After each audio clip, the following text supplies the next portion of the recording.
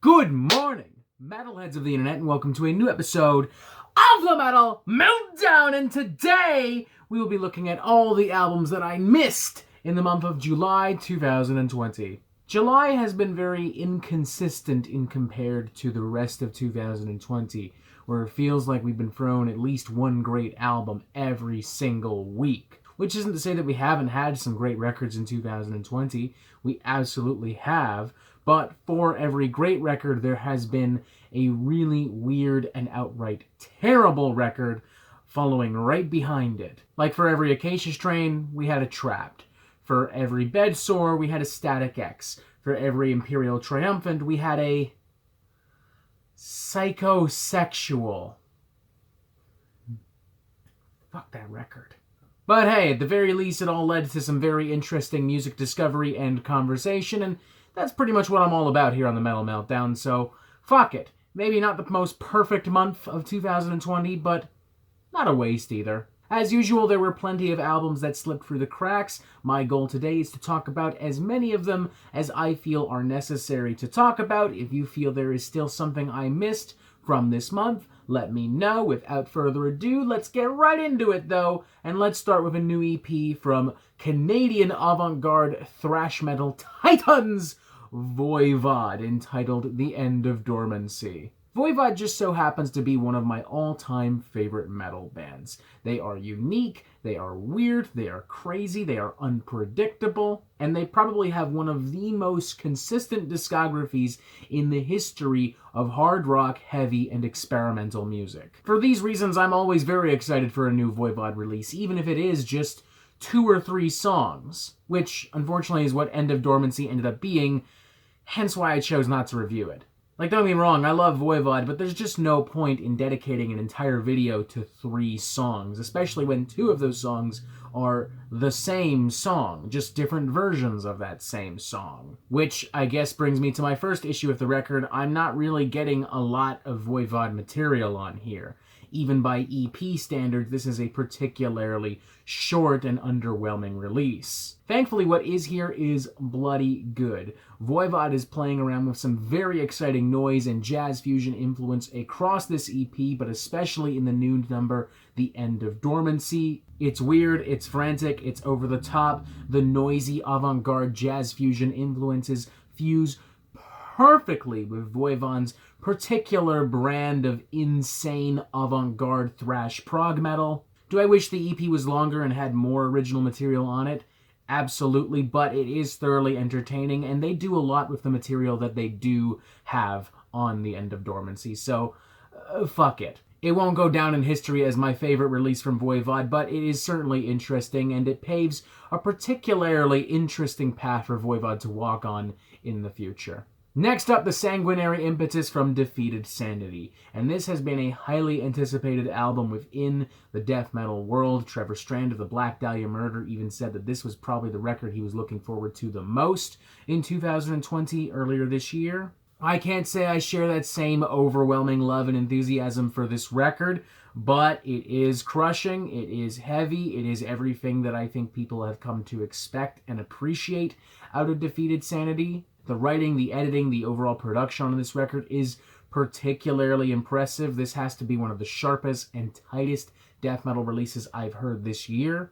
I do personally find myself missing some of the more experimental and progressive flavors that were present on the band's last studio album, Dharmata, but all things considered, I doubt anyone would be outright upset with this release, particularly if all you're really looking for is some super nasty, abrasive, in-your-face death metal, which Defeated Sanity absolutely deliver here. Next up, a new EP from Upon a Burning Body entitled Built from War, and it is exactly what I think you might expect from Upon a Burning Body. Very blunt, simple, cutthroat, straight to the point, a lot of fat American grooves, a lot of in-your-face vocal performances, very much in line with what we've heard from the last few studio albums, especially Southern Hostility. With that in mind, I'll say that I actually probably preferred this to Southern Hostility because it is in an inherently smaller little package. I found it easier to digest. The songs didn't grow to be as repetitive and as lethargic and as formulaic on here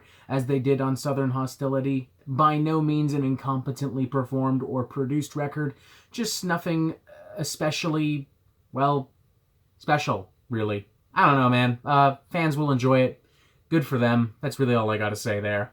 Next up is Flashback by Haunt, which just so happens to be the band's second studio album released this year following January's Mind Freeze. Haunt's work ethic and determination was already something to admire, but the fact that everything they put out is so consistently entertaining, it's mind-boggling. Like, there is no other traditional heavy metal band out there that is making as much consistently great music as Haunt is. With the only exception being maybe Striker, but Striker also isn't putting out multiple records in the span of a year.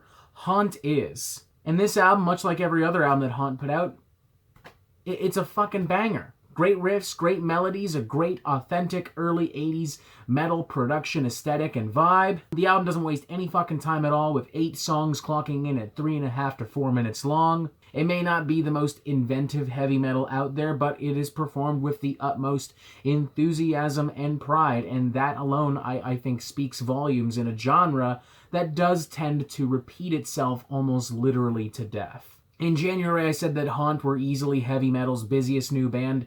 Now I feel comfortable calling them heavy metal's best new band. If by some chance you haven't yet heard of them, get on that shit immediately and check out this record. Next up, a new instrumental solo album from Kiko Loureiro of Megadeth and Angra fame, entitled Open Source. I've always felt that Kiko has been an incredibly underrated metal guitarist. His work with Angra is incredible, and I would argue that he, alongside Chris Adler, pretty much single-handedly saved Megadeth from imploding unto itself via the band's last studio album, Dystopia. His incredible balance of passion and technical skill is matched by only a few other guitarists that I can think of off the top of my head, and all of that is very much on display on this new studio album, Open Source, which start to finish is loaded with pure guitar pyrotechnic buffoonery, and I mean that in the best way possible. A lot of big, flashy, explosive guitar solos, arrangements, and patterns, a lot of fantastic riffs, influence pulled from across Kiko's entire career, as well as classic progressive rock and neoclassical music. There's a particularly exciting collaboration with Marty Friedman on here that is bound to make every single guitar nerd on the fucking planet piss and shit their pants out of excitement. What more can I say? If you've been following Kiko's career, if you love his style of guitar playing, you need to check this out. It really is that simple. Next up, Metal Commando, the 13th studio album from Primal Fear. An album that I have weirdly received a lot of requests for. Y'all really want to talk about this. And I don't want to be rude, but I don't really see why. I mean, not so much because it's a bad album, but just because there's nothing really to talk about. Like, this is one of those bands that has made a career off of making the exact same album over and over and over again. There is nothing I can add to the conversation of Metal Commando other than, if you liked the last studio album, you'll like this one. That's it. I don't know, bands like these have become so predictable, so repetitive to me. I get far more enjoyment out of younger bands like the aforementioned Haunt that are playing this style with more enthusiasm, more spirit, more creativity, even if it is subtle. So even if I did, why would I bother? Haunt made a better old school heavy metal record already this month. They'll very likely do it again in like 4 months. So who cares? If you like Primal Fear, good for you. I'm not knocking you or anything, just chill, guys. They aren't that special. Next up, Impenetrable Cerebral Fortress from Gulch.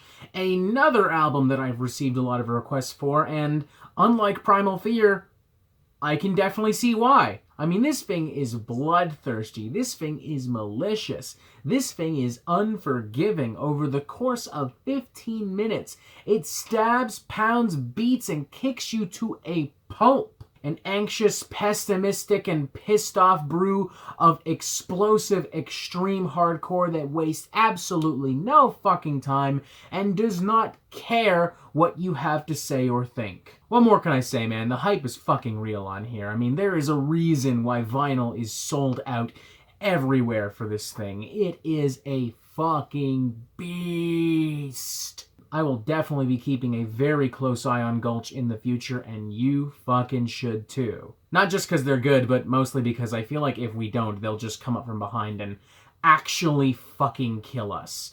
Just saying. Next up, an album that came by semi-recommendation of Jay Morris the Review Guy, entitled I Will Destroy You, Myself, and Everything I've Ever Loved, from Zombieshark.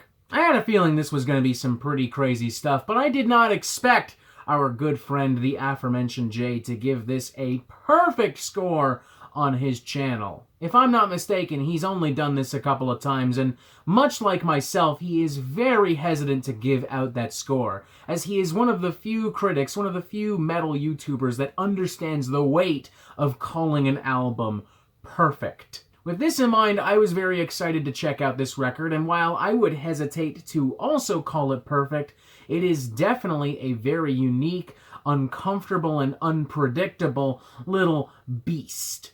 One that is constantly poking and prodding, one that is constantly stomping through the night. It feels like Depeche Mode, Combi Christ, Master Boot Record, and old school agoraphobic Nosebleed forcibly fused together into some kind of demonic and ungodly creature. I did think that it was a little bit too overwhelming and crazy at times for my personal liking. There were several moments across the record where I did kind of go, alright, we get it. Can you chill the fuck out for a second? But I can definitely see why people are loving this, and I definitely did also get a lot out of it myself. This is yet another band that I will have to keep a very close eye on in the near future. Who knows, perhaps with a little bit of refinement, they too will earn a perfect score from me in the future. Anything's possible. Speaking of overwhelming and too fucking crazy for its own good, let's talk about Time to Party from Rumahoy. This thing is fucking bonkers from start to finish. Even by the standards of comedy and pirate metal, this thing is just absolutely ridiculous, to the point of being genuinely irritating. Like, sure, the last Ailstorm record was certainly an annoying little beast itself, but at least at times they were trying to play songs. At least it was overall a really well-produced record. This is neither. This feels cheap. This feels like an amateur high school production of Ailstorm. It is flat out stupid, eye-rollingly bad from start to finish. I'm more than capable of turning my brain off and just enjoying some fun party metal, but this just isn't that. It's fucking crap. Honestly, for most of this album, I was just like rolling my fucking eyes at this thing, particularly when we got to Harambe the Pirate Gorilla. Like, seriously, whoever wrote that piece of panderous fucking schlock should be beaten with a fucking stick, man. Fuck this record, fuck Rumahoy, and fuck Zubaticus for making me aware of this album's existence. Okay, Zubaticus, you're still cool. You're still cool. It's not your fault. You didn't make this record. Maybe just a slight fuck you. Maybe a frick you. Let's go with a frick you. Frick you, Zubaticus. Next up, Fear from Valkyrie. What a rockin' good time I had with this particular record. A super fun, simple, laid-back fusion of stoner rock, classic rock, traditional heavy metal, with some epic doom tendencies, and an all-around exciting aura. Chock full of great, heavy, thick, and sludgy riffs, big, arena-filling melodies, and unbridled rock and roll spirit and flavor. If it weren't for COVID-19, this is absolutely the kind of thing I would be playing at a big fucking summer bash, and everyone would be singing along to this by the end of the fucking night. If I had to do it over again, I probably would have given this a full review. I really thoroughly enjoy this album. With that in mind, had I done that, I might have given it maybe a 3.5 out of 5, or maybe a really low 4 out of 5. Somewhere in the middle there. The point is, it's a really fucking fun record, and if you're looking for some classic rock and heavy metal spirit with a little bit of a modern edge and flair, this'll definitely do it for you. Next up, Let There Be Nothing from Judicator, and this thing's kind of cool. It's got a very gruff, heavy, power metal kind of sound, definitely rooted in old school speed metal with some thrashy flavors as well. A lot of raw, old school Nawabum production techniques. It is fast, it is epic, it is nasty, it doesn't waste any goddamn time. The songwriting is super slick, super consistent. It's got a super satisfying, beefy guitar tone with a lot of soaring leads and guitar solos. And it's just overall a pretty fun time, which feels especially weird for me to say because power metal can be such a hit or miss genre for me, and frankly, usually it misses. But this fucking hits, man. I'm thoroughly enjoying this thing. If more power metal was like this, I would probably listen to a lot more power metal. I would say definitely check this out, especially if you're in the mood for some more old school metal after having listened to Haunt and Valkyrie. Beginning to notice a theme in this video now that I say that out loud as well. Huh. Okay, maybe I spoke too soon there, because this next album is definitely not packing any old school heavy metal spirit within it. It is Limbo from a band called Guerrera? Gaerea? Guerrera sounds closer. Regardless of what you want to call and pronounce the band, the album Limbo is a stark and oppressive blackened death metal beast. The guitars, the drums, the bass are constantly so punishing, as if they are drilling into your head with the instruments themselves. But the vocals especially have to be some of the hellish I have heard from the underground in a while. I mean, you are often getting literal wails of anguish and torment and torture coming out of Limbo. It makes the thing feel so consistently evil and grim across the entire record. I do find myself wishing that the songwriting itself was a little bit more dynamic and creative. You're not really at the very core of this getting anything that unique or special within the realm of black and death metal, but damn is it emotive, damn is it punishing, and at the end of the day I think that's what really matters for this genre, and it does make me excited to see this band continue to grow as musicians. Definitely check this out if you are looking for something especially punishing out of your black metal. Next up, Ash's Coalesce from Convocation, yet another album I've heard quite a bit about in the last few weeks. And there's a lot of cool stuff going on here. There is influence from epic doom metal, there is influence from melodic death metal, there are a lot of huge choirs, a lot of bold, thunderous riffs, a lot of anthemic choruses. At times it even has a bit of a symphonic flourish to it. I would argue not too dissimilar from that of a band like Flesh God Apocalypse. Fucking incredible too. I'm amazed at how well produced and balanced this is for an underground metal release. A lot of money and a lot of resources and a lot of passion was clearly put into this. And it shows, man. This thing is powerful. This thing is exciting. In retrospect, this is yet another record that I probably should have tried to review this month. But hey, nothing we can really do about it now, I guess. If you're looking for something really exciting and dynamic out of Death Doom, definitely check this fucking thing out as soon as possible. And finally, let's finish this off with some underground black metal from my neck of the woods. Let's look at Travers, les Lambeaux from Shezmu. Genuine apologies if I got that wrong. Unfortunately, I flunked out of French in middle school. Hence why I'm here! This thing's pretty neat. It's very savage. Good blend of atmospheric and traditional black metal styles here. It's very in your face. It's got a little bit of an 80s first wave flair to it, especially in those very metallic guitars. The songs are very harrowing and bleak, and I like the minimalistic approach to the songwriting. But unfortunately, I'm not really feeling the actual sound mix itself. Sometimes it feels really muddy. It makes the band seem kind of clumsy as everything kind of stockpiles on top of each other. I'm particularly not feeling these vocals, like, at all. It's like the most cookie-cutter, generic black metal vocal performance that anyone could possibly offer. Just like, for like 40 minutes straight. I'm sure black metal fans will thoroughly enjoy this, and I enjoyed this enough that I wouldn't object to hearing more from this band in the future, but going forward, I don't think it's unfair to say that a little bit of polish and a little bit more creativity in regards to the vocals and presentation would do a world of wonder. And I think that's it for now. Those are all the albums that I feel I missed in July 2020. Obviously, there are still plenty of records that we did not talk about, so with that in mind, feel free to tell me about those records. Feel free to tell me how you feel about these records as well. Press this button here if you enjoyed what you saw here today, and as always, you have yourself a fantastic fucking day.